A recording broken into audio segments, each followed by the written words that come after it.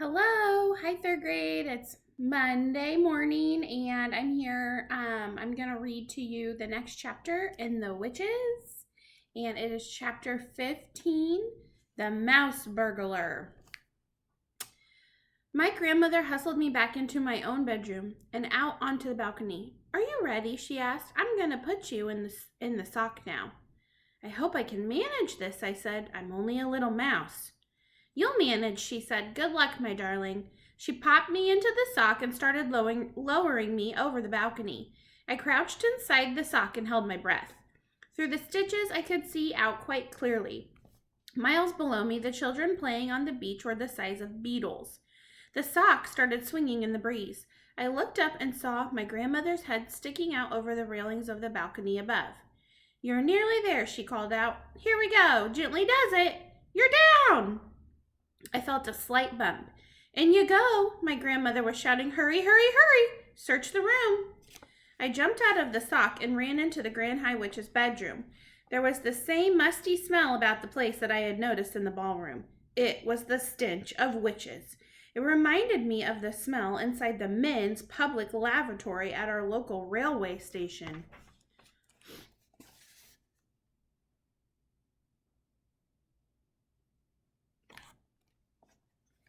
As far as I could see, the room was tidy enough.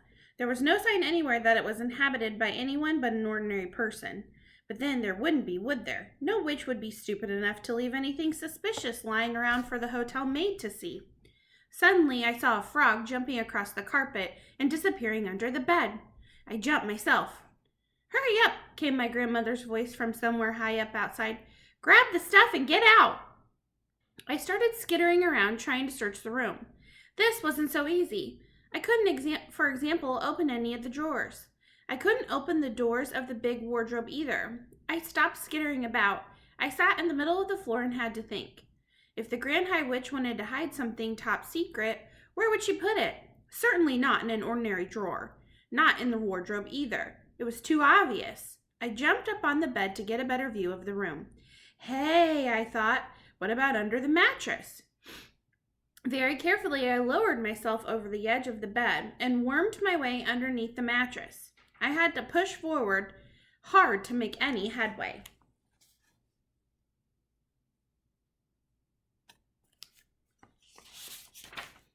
But I kept at it. I couldn't see a thing. I was scrabbling about under the mattress when my head suddenly bumped against something hard inside the mattress above me. I reached up and felt with my paw. Could it be a little bottle? It was a little bottle. I could trace the shape of it through the cloth of the mattress. I had right alongside it. And right alongside it, I felt another hard lump and another and another. The Grand High Witch must have slit open the mattress and put all the bottles inside and then sewn it up again. I began tearing away frantically at the mattress cloth above my head with my teeth. My front teeth were extremely sharp, and it didn't take long to make a small hole. I climbed into the hole and grabbed a bottle by the neck. I pushed it down through the hole in the mattress and climbed out after it. Walking backwards and dragging the bottle behind me, I managed to reach the edge of the mattress. I rolled the bottle off the bed into the carpet, but it didn't break. I jumped down off the bed. I examined the little bottle. It was identical to the one the Grand High Witch had in the ballroom.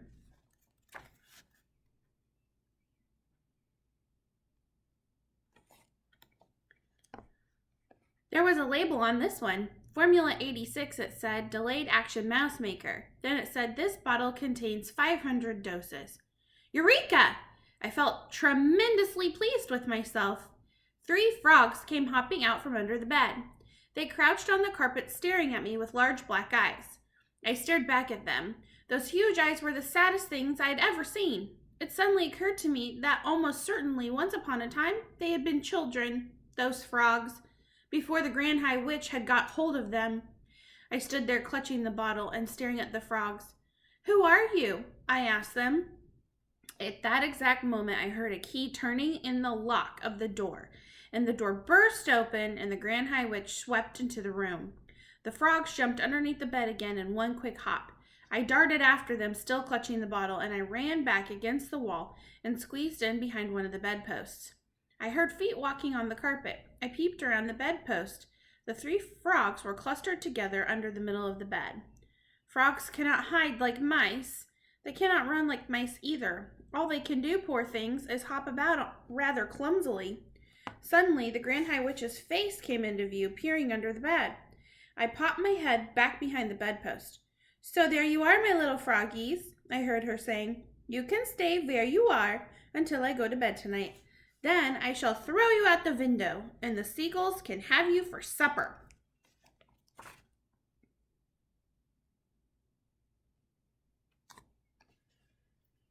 Suddenly, very loud and clear, there came the sound of my grandmother's voice through the open balcony door. "Hurry up, my darling," it shouted. "Do hurry up. You'd better come out quickly." "Who is calling?" snapped the Grand High Witch. I peeped around the bedpost again and saw her walking across the carpet to the balcony door. "Who is this on my balcony?" she muttered. "Who is it? Who dares to trespass on my balcony?" She went through the door onto the balcony itself. "What is this knitting wool hanging down here?" I heard her say. "Oh, hello," came my grandmother's voice. "I just dropped my knitting over the balcony by mistake, but it's all right. I've got a hold of one end of it. I can pull it up myself, thank you the same." I marveled at the coolness in her voice. "What were you talking to just now?" said the Grand High Witch. "Who were you telling to hurry up and come quickly?" "I was talking to my little grandson," I heard my grandmother saying. "He's been in the bathroom for hours, and it's time he came out. He sits in there reading books, and he forgets completely where he is. Do you have any children, my dear?" "I do not," shouted the Grand High Witch, and she came quickly back into the bedroom, slamming the balcony door behind her. I was cooked. My escape route was closed. I was shut up in the room with the Grand High Witch and 3 terrified frogs. I was just as terrified as the frogs.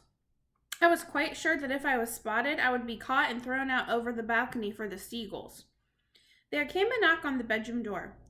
"What is it this time?" shouted the Grand High Witch. "It is we ancient ones," said a meek voice from behind the door. "It is 6 o'clock, and we have come to collect the bottles that you promised us, oh your grandness."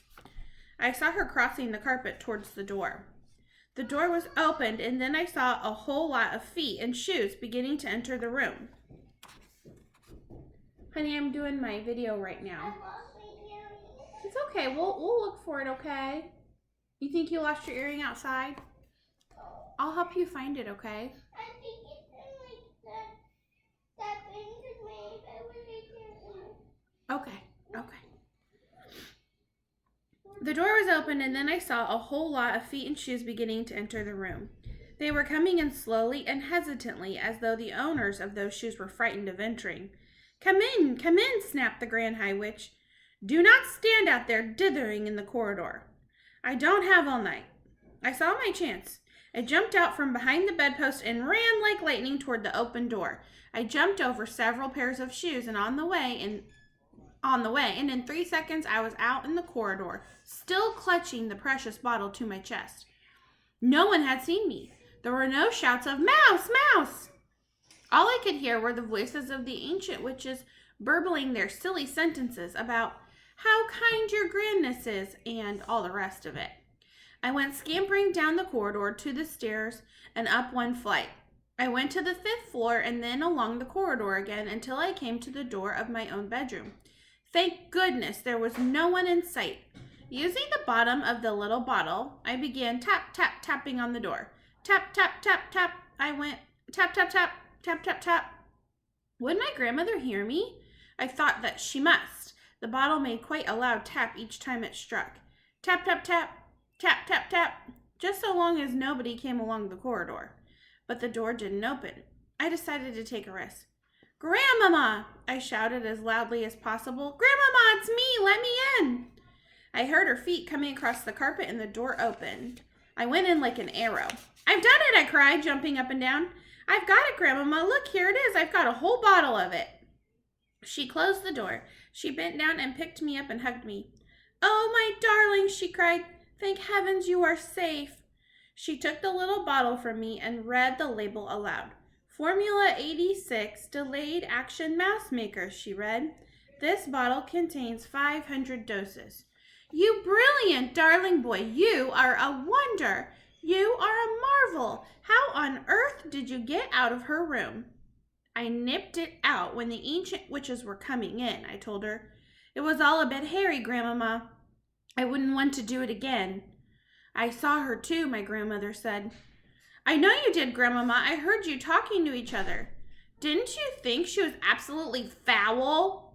She's a murderer, my grandmother said. She's the most evil woman in the entire world. Did you see her mask? I asked. It's amazing, my grandmother said. It looks just like a real face. And even though I knew it was a mask, I still couldn't tell. Oh, my darling, she cried, giving me a hug. I thought I'd never see you again. I'm so happy you got away. All right, happy Monday. I'll see you guys later. That's the end of chapter 15.